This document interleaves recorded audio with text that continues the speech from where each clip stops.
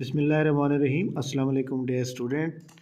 जी हाँ, आपको पता है कि आज बहुत बड़ा धमाका हुआ जनाब रिज़ल्ट के अंदर, और पीपीएससी ने जनाब तहसीलदार का रिज़ल्ट का ऐलान कर दिया है। इस हवाले से जनाब थोड़ी सी आपसे डिस्कशन करनी थी, क्योंकि बहुत बड़े बड़े बुर्ज जो थे वो जनाब गिर गए हैं।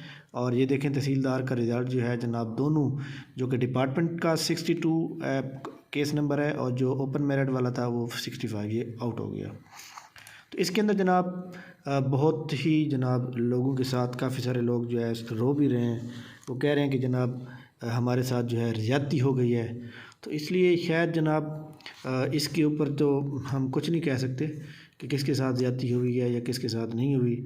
तो बहरहाल एक बात तो पक्की बात है जनाब कि काफ़ी सारे लोगों के साथ ज़्यादती हो गई है, क्योंकि जनाब इसके अंदर जो है काफ़ी सारे लोग ऐसे थे जिन्होंने बहुत ज़्यादा मेहनत की हुई थी और बहुत ज़्यादा ब्रिलियंट भी थे।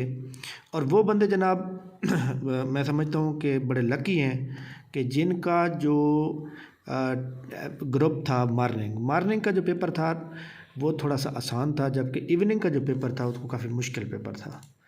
तो मॉर्निंग वालों बंदों को ये जनाब एज मिला कि वो जनाब हो गए।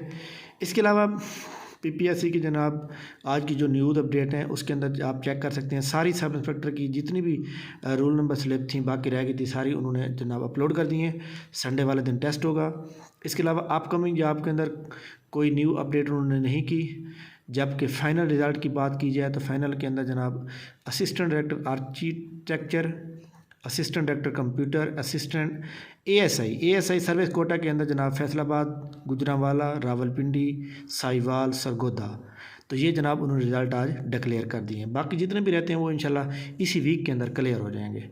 और इसके बाद हम अगर बात करें जनाब वाला रिटन की बात करें तो रिटन के अंदर एग्रीकल्चर का assistant director engineering, database administrator, equipment engineer, public relation officer, तहसीलदार, और तहसीलदार का जो मतलब मेरिट वाइज था वो। इसके अलावा तहसीलदार के मेरिट क्या रहा और इसका जनाब वाला ये चेक किया जाए कि इसकी डीएमसी जो है वो कब तक अपलोड होगी। डीएमसी उम्मीद है कि जनाब कल सुबह सुबह अपलोड हो जाएगी।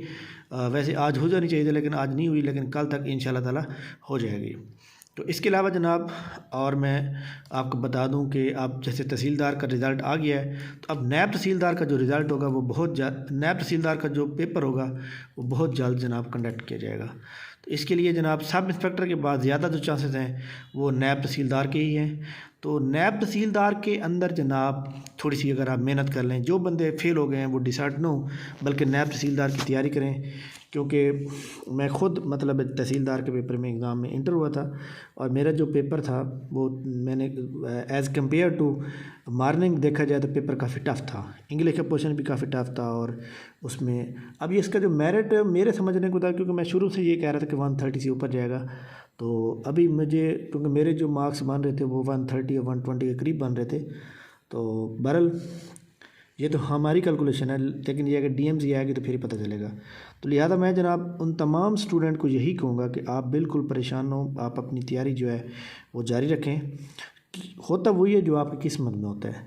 बाकी इस रिज़ल्ट के ऊपर काफ़ी सारे खदशात भी हैं और इस रिज़ल्ट के अंदर जनाब बहुत बड़े बड़े ऐसे लोग मेरे अपने क्लास फेलो, मेरे अपने दोस्त जो कि पीएमएस क्वालिफाइड हैं, सीएसएस क्वालिफाइड हैं, नाम नहीं आया उसमें, फाइनल में रिकमेंडेशन नहीं हुई, वो भी जनाब फेल हो गए हैं।